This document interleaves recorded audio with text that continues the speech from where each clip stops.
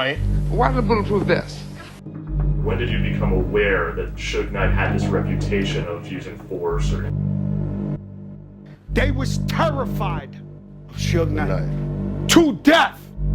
They get blood from somebody with and then they shoot you with it. To death! Tupac not dead.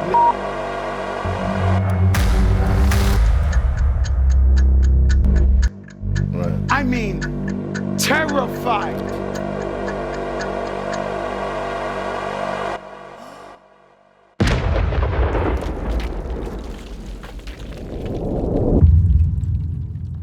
November 1st, 2023. Quite possibly one of the most groundbreaking moments in hip-hop media history. From the same man who shook up the music industry comes a voice that even the system couldn't silence.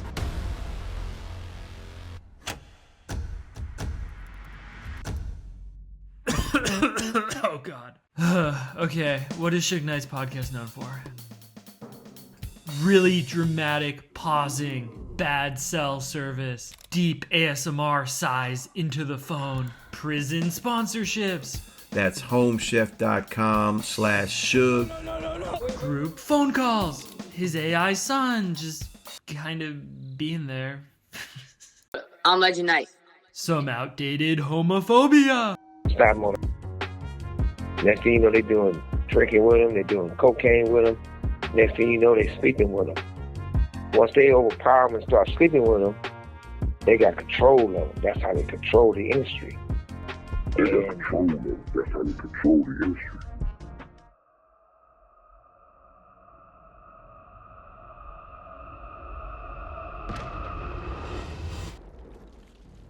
But wait, there's more.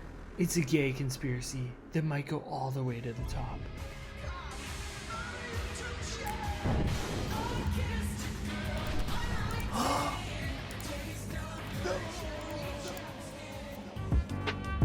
They let it be known it's Illuminati.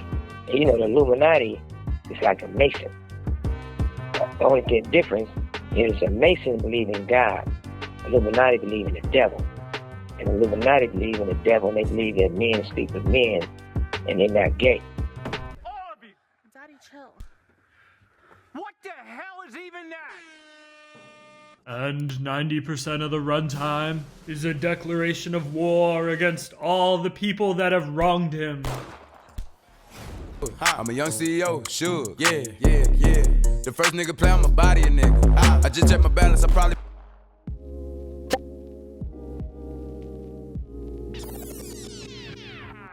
If you were actively serving a 28-year prison sentence, how would you live the rest of your life? Would you let your dire circumstances define the rest of your story? Suge promises to set the record straight. Some of the most alarming revelations from his podcast are not what you might think. There's no better demonstration of this than when Tupac's mother confronted Suge in prison. And Pac's mother came to visit me in prison. This wouldn't be the first time that Suge was questioned about a murder, and it certainly wouldn't be the last. But there they were, staring face to face into each other's eyes. Afeni Shakur demanded answers. Something about the mysterious disappearance of her son didn't sit right with her. That night in Vegas, it felt like the whole world was watching. Yet no one really knew for sure who was responsible. Suge had some explaining to do. The night Tupac was shot, there was also someone sitting in the driver's seat of that car. While Tupac was rushed to the hospital, was it in any way suspicious that Suge Knight emerged from that bloodbath with barely a scratch? These were the questions that puzzled Afeni Shakur. And to ease her mind, she went running for answers to the one person that would know the truth. She said, but I have a problem dealing with you because they told me you had my son killed. In the future, when Suge was later convicted of one of his many crimes, Afeni just asked him point blank, were you involved with what happened to my son? And if I'm guessing right, I feel like Suge felt very uncomfortable by that eye contact. So when Suge said no and denied these accusations, was it really the closure that Afeni needed? We may never know. But Suge tried to reassure her that he loved Pac like a brother, and that he would never do anything to hurt their family. Still, it's pretty intriguing to consider that everyone around Afeni Shakur had the same suspicion. Oh, I get it. So if motherfuckers try to work me, they gonna turn her against me. They gonna lie on me. You turned her against me! You have done that yourself! If Suge was truly innocent of this specific crime, what else has he done to make people so sure that he might have been involved? There was a rumor that Tupac was trying to leave Death Row Records before his passing. Now, this is something that Suge strongly denies. When they say that Tupac wasn't happy on Death Row before he got killed, and he was planning on leaving? Allegedly, Tupac's goal was to sign with Quincy Jones's record label, but he never got that chance. Now let's talk about Suge's business relationships. Let's get down to business. Well, okay, surprise, surprise, some of them went bad. Some of these business relationships went really, really, really bad. There were very few that truly knew what was going on behind the closed doors of the Death Row offices. But let me tell you, there was nothing quite like Suge Knight's relationship with Jimmy Iovine.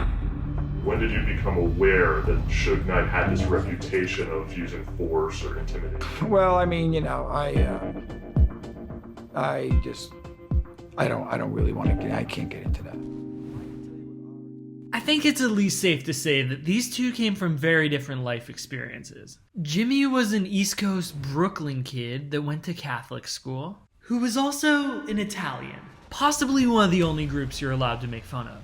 He was 5'5" and scrawny, and for some reason, this short king thought that it was a good idea to play football with the 6'2" Suge Knight, a guy from Compton who's known for his criminal enterprise. But more on that later. Same flaw. Jimmy took Suge under his wings. I mean, Jimmy used to have football games at his house. He would have Suge over there every Sunday with the Kennedys. All right, team, go team. Every Sunday, it was football at the Iovine. How many people have a football field at their house? We would never know who was going to show up. Wayne Gretzky would show up, and Bon Jovi, Gene Simmons, Tom Jones, John McEnroe, Eddie Van Halen played, and it was an honest-to-goodness, serious football. You did! You blocked me the entire way up!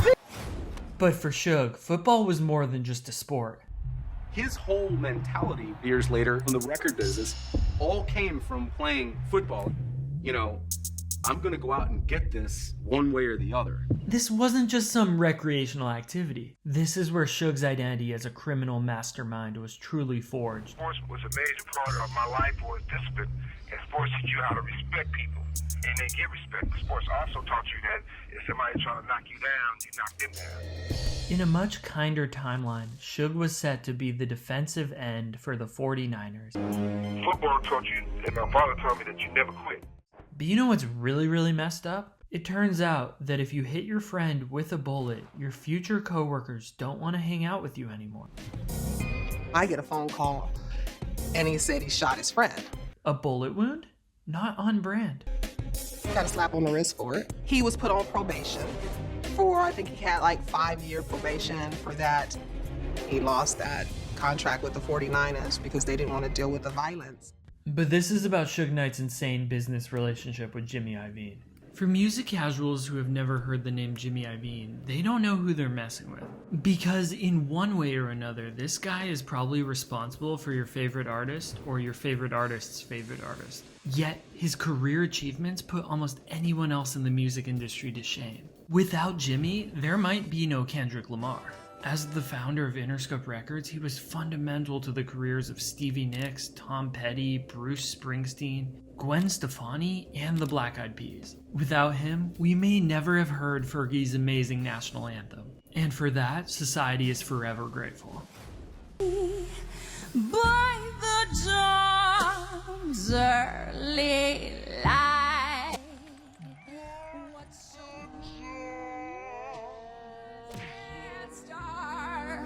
spangled banner yet wave.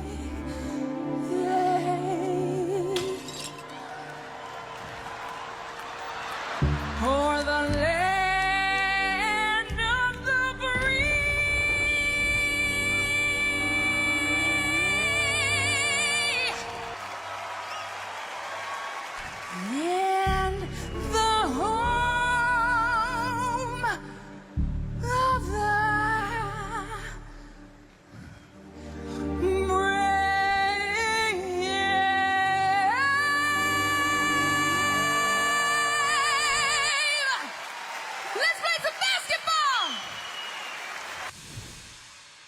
But Jimmy also made meaningful contributions to the careers of Eminem and 50 Cent, not to mention U2 and Billie Eilish. If it's not clear by now, he was an absolute juggernaut in the industry. With the help of Dr. Dre, one of Suge's many enemies, Jimmy sold a brand of headphones called Beats by Dre to Apple for $3 billion. Even if you don't know Beats headphones, you know Beats headphones because they've appeared in every single music video of the 2010s. Jimmy also helped launch Apple Music, but our story mainly focuses on his collaboration with Death Row Records. Jimmy propelled artists like Snoop Dogg and Tupac to mainstream superstardom. This asshole was the reason you had to listen to that dumb U2 album on your iPod. This might have been the singular event that accelerated our cultural decay. Jimmy has blood on his hands. He still has to answer to the people for his war crimes. The audacity of this non-consensual music download. It was complete anarchy. And at the time, it felt like there was no getting rid of it. This album was like the herpes of the music industry.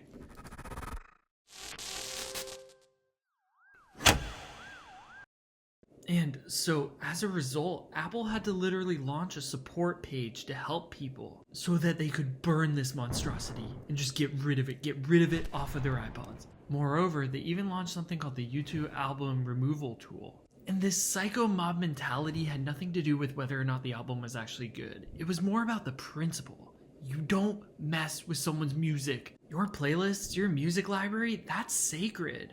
That's just between you and God. And I swear to God, I did not invite Bono into my happy place. They can't get away with this. Read the room. Alright, my bad. I had to get a few things off my chest. There's probably a support group for people that have undergone the same trauma, but you know, I'm not gonna make a big deal about it.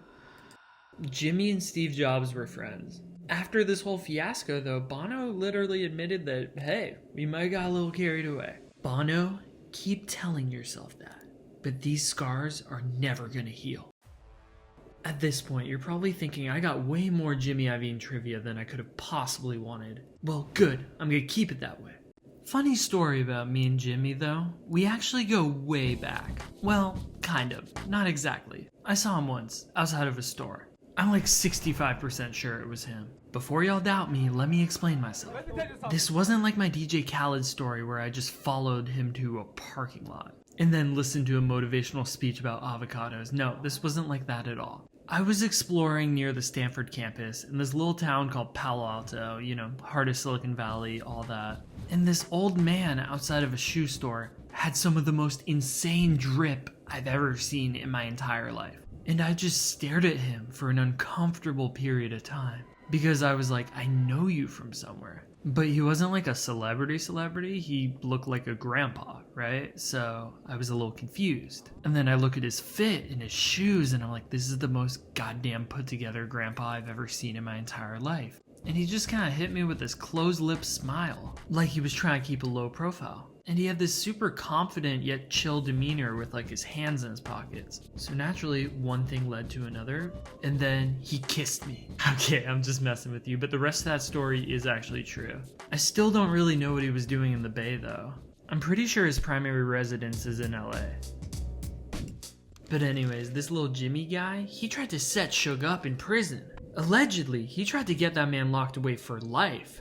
As if a 28-year sentence somehow wasn't long enough. In one of the most salacious insights from the Suge Knight podcast, it appears that Jimmy was cooperating with the feds and wore a wire into prison.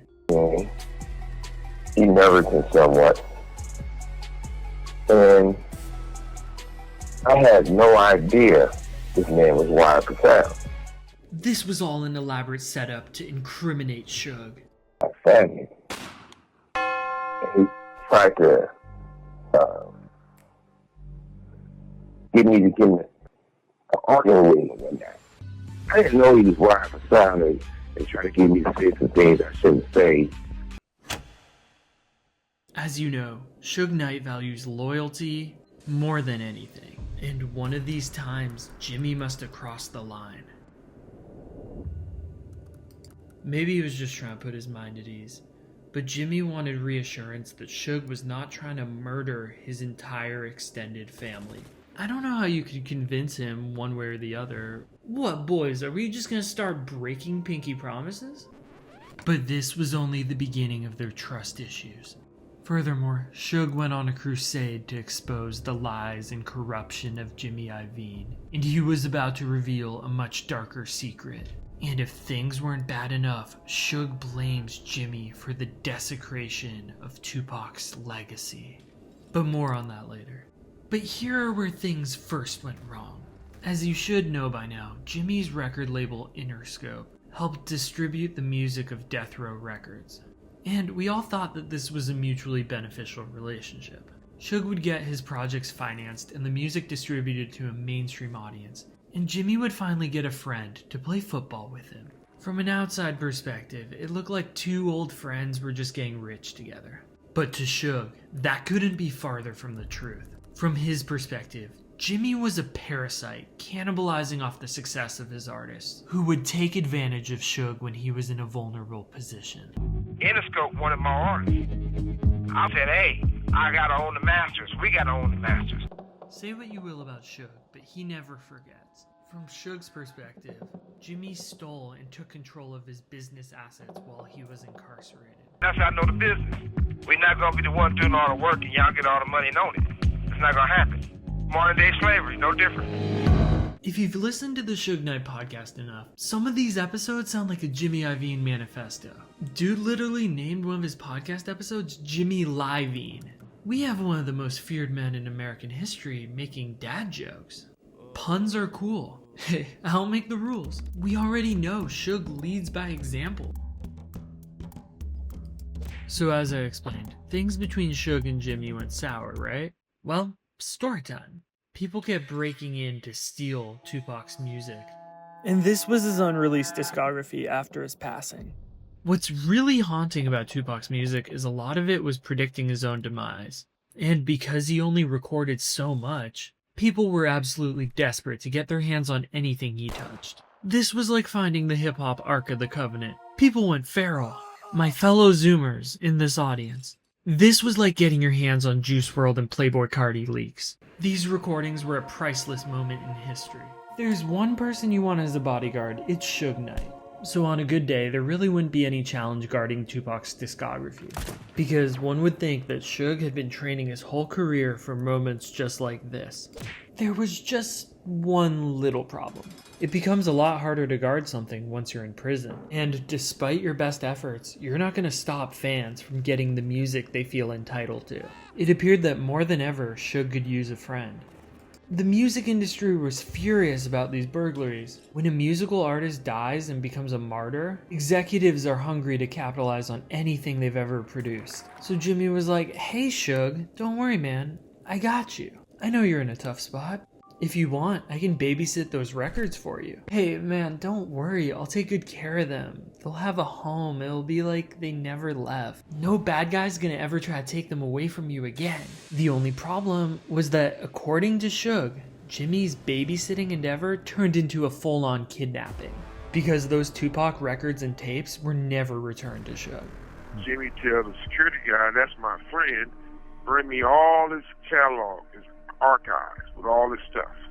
I'm gonna keep it safe for him while he's in prison. And Suge was like, hey man, I didn't really say you could do that. And Jimmy was like, hey, how are you gonna stop me? Oh, that's right. Oh right, you're in prison. And then things just continued to escalate. Because Suge eventually got out of prison and noticed that everything in his office was misplaced or taken. Came home, I was like getting ready to go through my archives and all my masters and, put my shit back together. Where's all my... A good way to picture it is that your college roommate just messed with all your stuff. Where's all my... Interscope has it. Why Interscope has my... We ain't doing business with them. But what you will never predict is that Suge and Jimmy were really defending Tupac's discography from thieves like Tupac's own mother. Afeni Shakur went full Shawshank. She broke in with an armed entourage and just wreaked havoc. Look, man, Jimmy said tell him so. It was Jimmy and David Cohen, and they said Pac's mother, Fanny, came up there with some guys with guns and said, hey, I want all of Tupac stuff. People say they selling their stuff. So they showed them guns, and they took all the masters. Side note, what are these Star Wars ass AI renderings? Is this what cool guns look like? Let's just say, after all this, Suge was really tired of people stealing from him. While he was detained, Suge alleges that the cops also stole from him. That was some jewelry that he never got back. I got arrested one time with the Chino.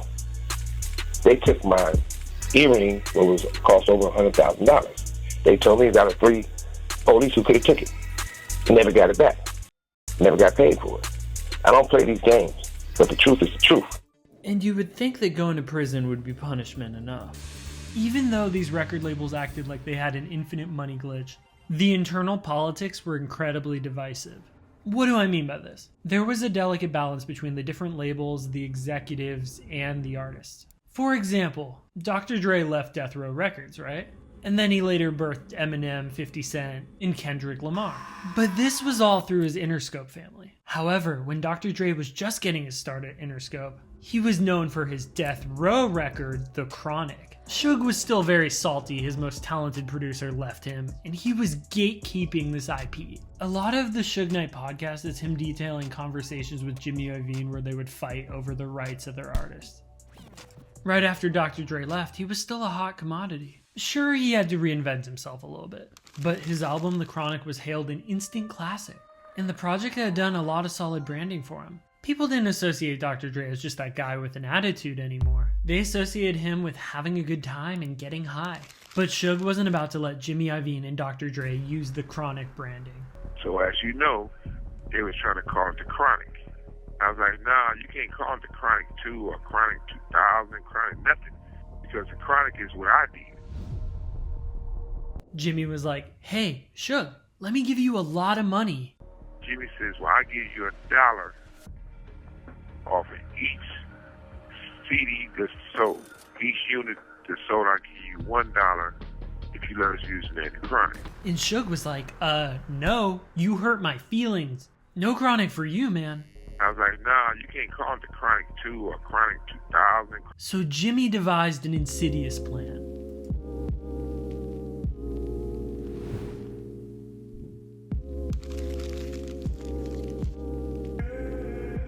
Jimmy knew that if he used a marijuana leaf to promote Dr. Dre's next project, this imagery would be synonymous with Dr. Dre's previous branding. Advertisement is The Chronic. Everything is The Chronic. So, allegedly, according to Suge, this was straight up plagiarism. Suge accuses Jimmy of taking the Chronic album art and copy and pasting it. Kind of like that cheap knockoff designer clothing. When they put the CD out, instead of using The Chronic, they used the logo. So while this album was called 2001, it was basically an open secret that this was just another version of the Chronic. I said, man, check this shit out. Except Dr. Dre was able to profit from this project without dealing with Suge. Now, I'm not speaking from experience here, but I think that there would be a little less anxiety if your boss transitioned from Suge Knight to the guy that popularized U2.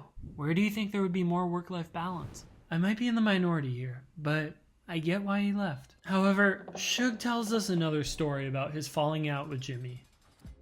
Have you ever asked one of your parents for something, and they predictably said no, and then you diplomatically went to negotiate with the other parent because it might be easier to manipulate them? Anyone else?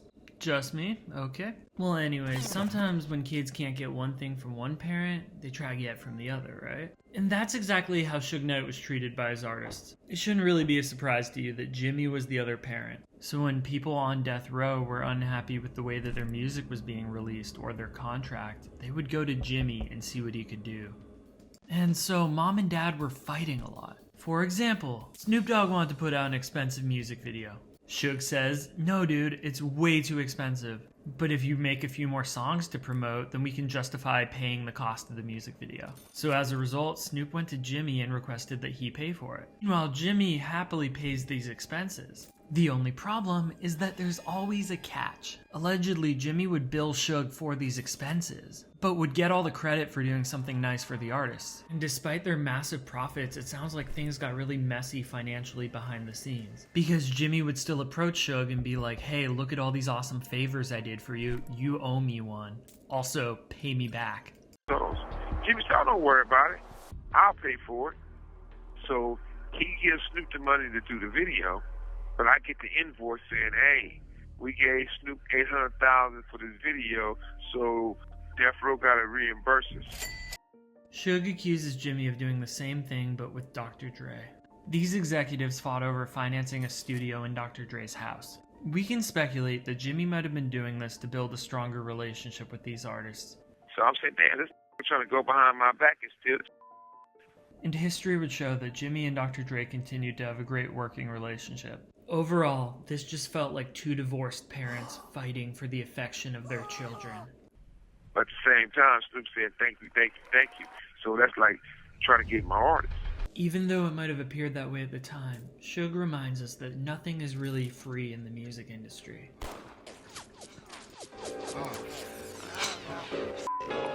When I met you, I admit my first thoughts was a trick. You look so good, huh? I suck on your daddy. I never felt that way in my life. It didn't take long before I made you my wife. Remember in my last video when I said that Suge was handing out dating advice? Well, if you haven't seen it, okay, first of all, you're missing out. If you thought that your love life was bad, well, wait till you get a load of this. For a young Suge Knight, it started like any other romance. But what was just a physical spark quickly blossomed into something more. A year later, the child she brought into this world was a new beginning. But if you've been paying attention to Suge Knight's story, then you know that this isn't going to be a fairy tale ending. And for him, this wasn't that kind of story. As a parent, it's pretty common to want to invest in your child's future and give your kid the opportunities in life that you never had. Like any good father, and any rich millionaire, Suge wanted to be a provider for his family. Little did he know that these child support payments would come back to haunt him. So, allegedly, when the mom received the money, she did what any reasonable mother would do. She set up a retirement account for her child, so that they could grow up to have a long and prosperous future. No, okay, I'm lying to you. She hired an assassin to try to take out Suge with the literal money he gave her to support their kid.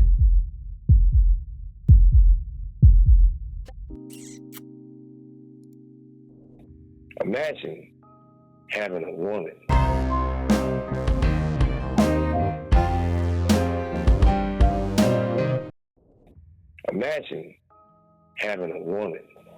that you have a child with, and you put this woman in a position to have a great life and a nice house, but she takes the money to have you killed. They don't want the child hanging right that much because they took the bait to have you killed.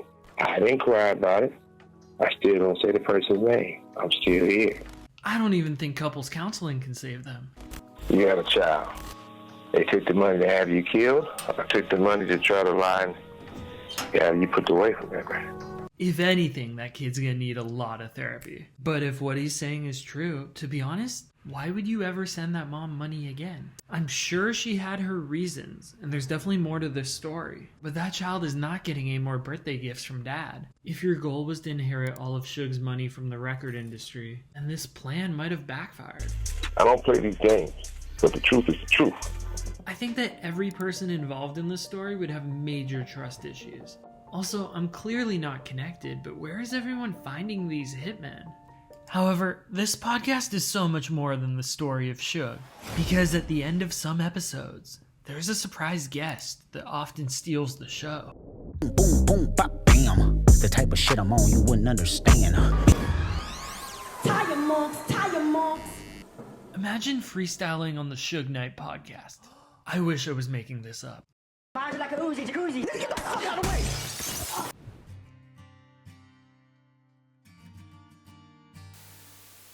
At the end of certain episodes, we basically get serenaded, and because the prison call time is so limited, people really give it their all.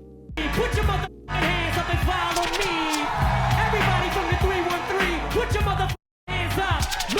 Look. Now that you are as emotionally prepared as humanly possible, let's journey together into uncharted territory. They real ones, I'ma have to see. Cross me, your homies when I liquor next to me. My little homies get to that check faithfully. Money, nigga, and to the death of me. In reality, most people send their verse through email. It's really a cultural melting pot. She know the pants got spit like a pants director. Bet your did like don't like dash your faster. Motorbike faster. You gotta get a bitch. So here's my advice. If you're trying to make it in the music industry, And you want to make sure that a famous record executive hears your track and gets to know your talent. I need you to face your fears and freestyle on the Suge Knight podcast. Ain't thought man, only Michael Myers. Ain't met your hat, turn your hat into a visor. He said he get more money than me, he a liar. You thought he was real, he was wearing a wire. I need you to send that email, even if it ends up in a spam folder. Get a little shoulder trying to make it disappear. You could blow a stack, but it's not gonna reappear. Blow him on left. There's an intern somewhere sorting through that inbox as we speak. And little do they know, they're about to open Pandora's box. Blow him on left to my little spear. Go chase that. No shade to anyone, but listening to all these freestyles in quick succession feels like the personification of my mental illness. And big scrap on my side, trying to rap without the beat, like trying to rap without the streets, sleeping on the real, get hung by them same sheets. Way too many emotions, way too many voices. I'm just messing around. A lot of them were really fun to listen to, but it's pure mania. If these are the freestyles that made it into the podcast, I really can't imagine what else was sent. So my point is, one of you needs to freestyle. No excuses, it's your moral imperative. Can we talk about how much better the voice would be if we just let Suge Knight be one of the judges? Every now and then I get a little bit terrified, and then I see the look in your eyes. Turn around, bite eyes. Every now and then I fall apart, and I need you now tonight, and I need you more than ever, and if you only hold. Not to mention, this guy must have had good taste. If you have Snoop Dogg, Tupac, Dr. Dre, and Nate Dogg all in the same place, you're doing something right. But speaking of unhinged freestyles, it's time to talk about that Suge is actually a massive Coi Leray fan. If you don't know Coi Leray, all you need to know is that she's primarily famous for more than her music. Yeah, we go get money. Yeah, bitch, you go get money. Let's go. But let's take a moment and put our tinfoil hats on for a second. Why would Suge Knight spend his limited prison call time to shout out a somewhat obscure mainstream artist? Let's just say the answer is a little more suspicious than you might think. This podcast would not be able to happen if it wasn't for a man named Dave Mays. Remember this AI co-host? That's homechef.com/Suge. If you're a fan of hip-hop, you know that Dave Mays founded The Source magazine. And this was like the hip-hop Bible. This publication had so much credibility at the time that it would help listeners determine what music was good and what wasn't. However, this wasn't where the influence of this magazine ended. There was also the Source Awards, a celebration of hip-hop culture, in a time where established institutions like the Grammys didn't properly recognize the talent of hip-hop artists. As you might know, Suge Knight has a tumultuous history with the Source Awards. The 1995 Source Awards ceremony was one of the most consequential and notorious moments in all of hip-hop history. Like to tell Tupac to keep his guards up, we ride with him. Little did he know that a diss in his acceptance speech would change the course of hip-hop forever. And one other thing I'd like to say, any artist out there want to be an artist and want to stay a star, and don't want to have to worry about the executive producer trying to be all in the videos, all on the record, dancing, come to Death Row. I think it's fair to say that Suge Knight helped accelerate the tensions between the East Coast and West Coast hip-hop rivalries. Diddy and pretty much all of the New York rap scene was caught in the crosshairs, but Suge and Death Row Records proudly took a stand. Right now, as I'm analyzing this history, I can't help but feel that Suge Knight's fate is forever intertwined with the Source, in more ways than just one, because Suge Knight's connection to this award show is deeper than most people think. Fast forward to a sunny afternoon in 2025. I'm rustling through old records. A DJ spins some vintage hits my mom would love in the background. I'm flipping through vinyl covers, pretending to know a lot more about music than I really do. But then I see something out of the corner of my eye. A Source magazine Eminem exclusive.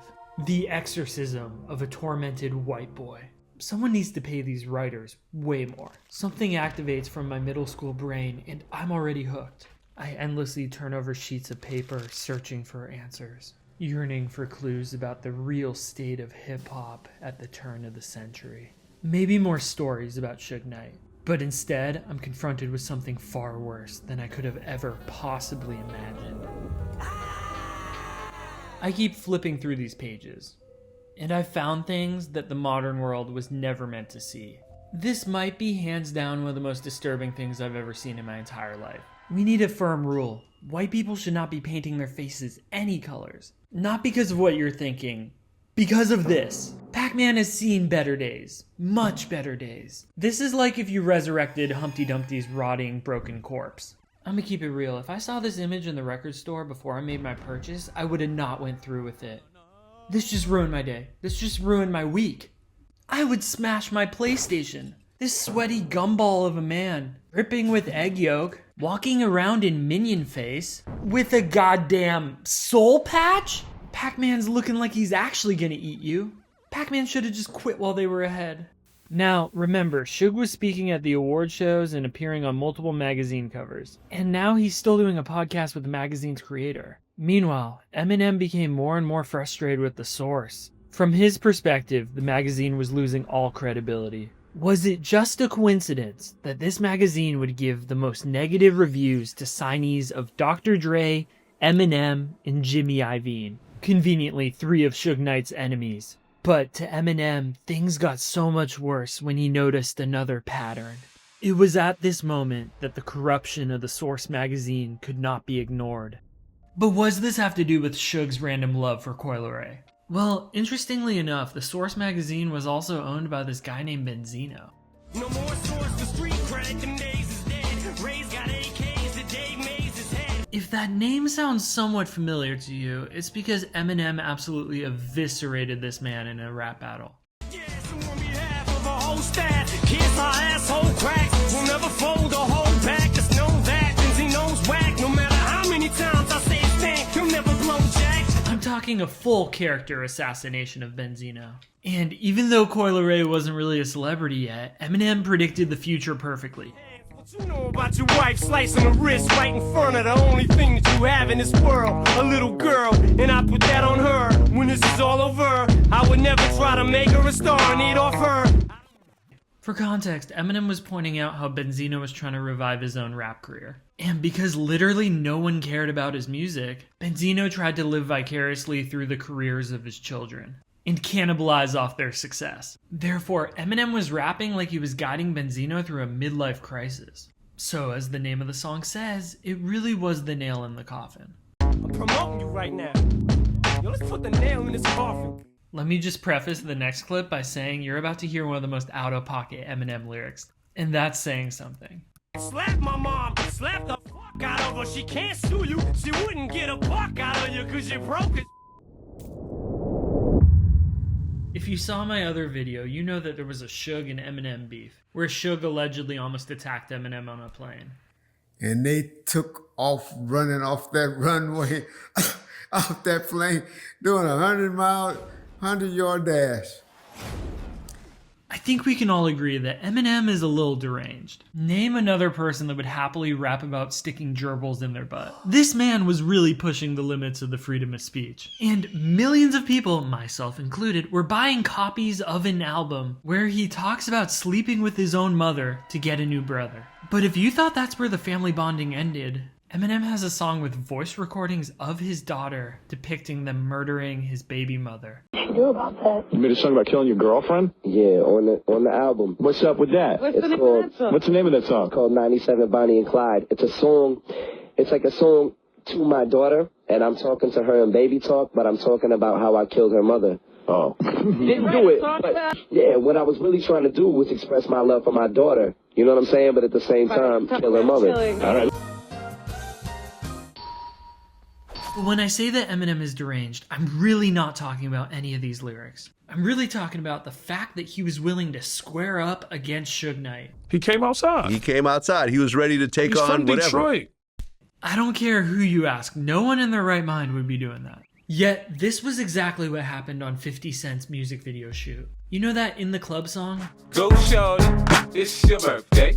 We gon' party like it's your birthday. God, everyone knows that song. Well, while 50 Cent and Eminem were just trying to wish Shawty a happy birthday, Suge brought a group of dudes to cause problems. And make no mistake, allegedly, Jimmy Iovine was there too. This was really just a weird proxy war because Suge and Eminem's mentor Dr. Dre had the real beef. But it's an important detail for later. How did we get here?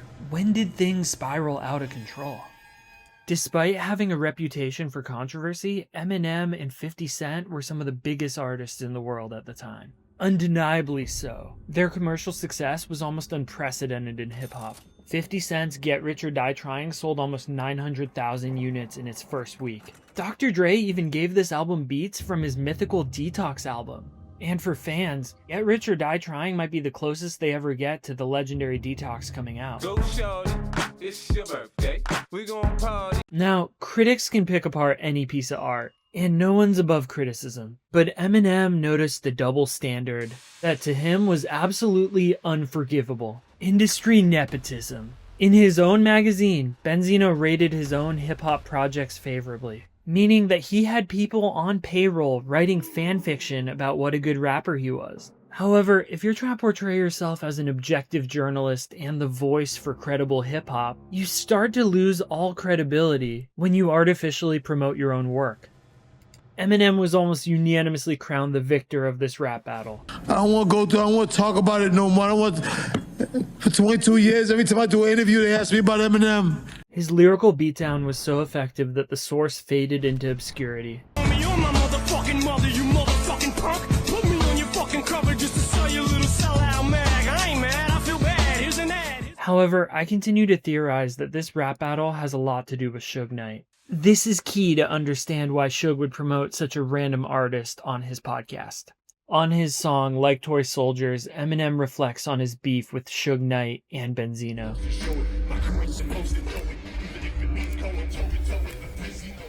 On this song, Eminem confesses that Dr. Dre warned him not to beef publicly with Suge Knight. However, in the lyrics, Eminem expresses frustration and pain.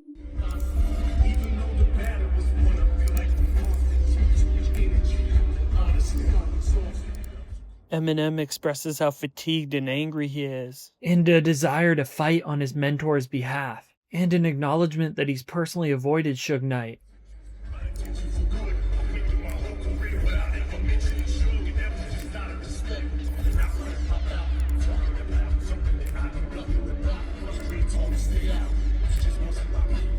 I believe that Eminem's conflict with Benzino would not have manifested in the same way if Dr. Dre wasn't beefing with Suge.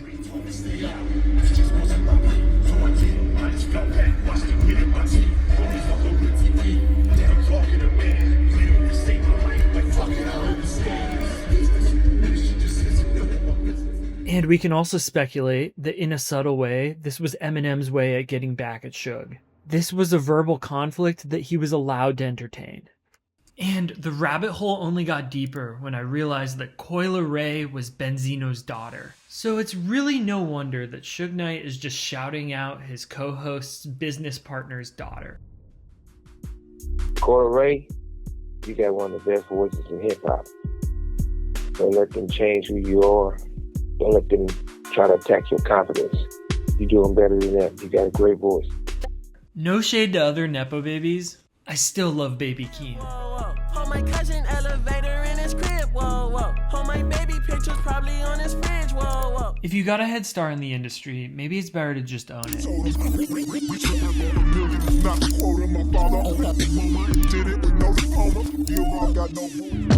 Don't shut up, will you? Alright amigos, remember my best friend that almost got into that car accident in my Grammys video? It was absolutely devastating. Wait, oh, you haven't seen it? Alright ref, let's run it back and check the replay. I really should not be saying this on the internet. My friend was driving, and without warning, his sister showed him a photo of Kanye's wife.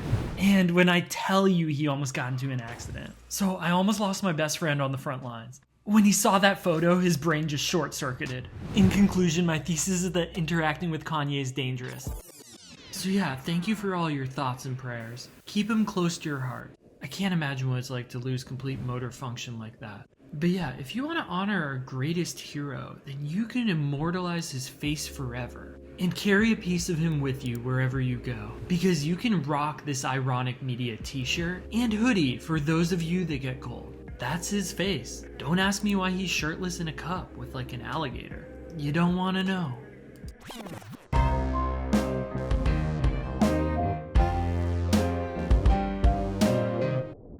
Hey, you! Listen to Suge Knight. This is your final warning from the King of Death Row. Get it together, man. From the words of the great Suge Knight, you need to respect people, treat them with dignity, and be kind. But besides that, it takes nothing for us to talk good about people. Illuminati believe in the devil. And the Illuminati believe in the devil, and they believe that men sleep with men, and they're not gay. And if I ever made it, I was going to come back and give my people jobs and help them any way I can.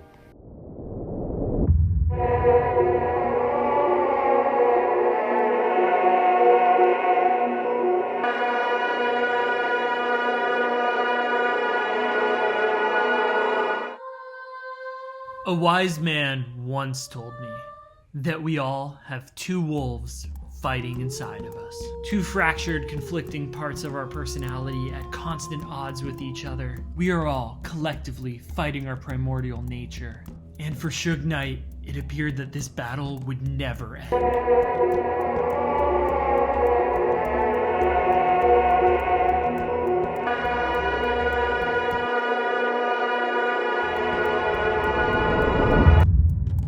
The pursuit of righteousness versus the pursuit of selfishness. This legendary parable has kept many people up at night. He's not a man, he's a bitch. Just tell him, shut up. Gave people opportunities because I felt I was blessed to be able to have a business, so I want to return the favor and give people opportunities. I've read and considered the transcript of plea, the report of the probation officer. A family man who has his son co-host a podcast with him. We will be answering everything that you guys want to know. No filter and no lies. Or a violent criminal shielded from society. This is the inner turmoil of Suge Knight. The yin and yang. A man simultaneously empowering and doing everything in his power to tear down his community. You're a snoop, know you lying, or you're a fucking idiot. One of the two. Either or. But the thing about it, I want to keep this energy good. I want to keep the energy good for the culture and for our people, and we can move forward and past this. But what Suge Knight's story reveals about us all is that we're all hypocrites. We're all living a contradiction. And the wolves, the two wolves inside of us, they're hungry. And it's our job to find a sense of balance. Suge Knight is probably a different man than he was 20 years ago. Just like you're a different person than you were. Or maybe Suge Knight is the same man, just acting out a performative script because of the circumstances. We may never know. But hey, there's one thing we do know, and that's that you have two wolves. And I'm sorry, you're stuck with them. So it's your job to train the voice that you listen to. You can't control someone else's wolves. Some people's canine is just going off the leash in a crazy direction. But you gotta stay focused on your own mission. Everyone's got him. It's the reason why an artist like Kanye is capable of making an album like Graduation. But then we'll also say in the same breath, free Diddy. Okay, you can't make this up. That's not a sound effect. That's actually a dog barking in the background while I'm recording. And she's not a wolf. Natural selection would have not let this happen. It's only through weird eugenics that she's made it this far. Tell me, Summer, if a human was born with stumpy legs, would they breed it with another deformed human and put their children on display? Only feed the wolf that you want to grow, and its voice will grow louder. Can you hear my voice this time? This is my fight song. Take back my life song. Prove I'm alright song. I would never shoot myself. I'm happy. I get a ton of pussy.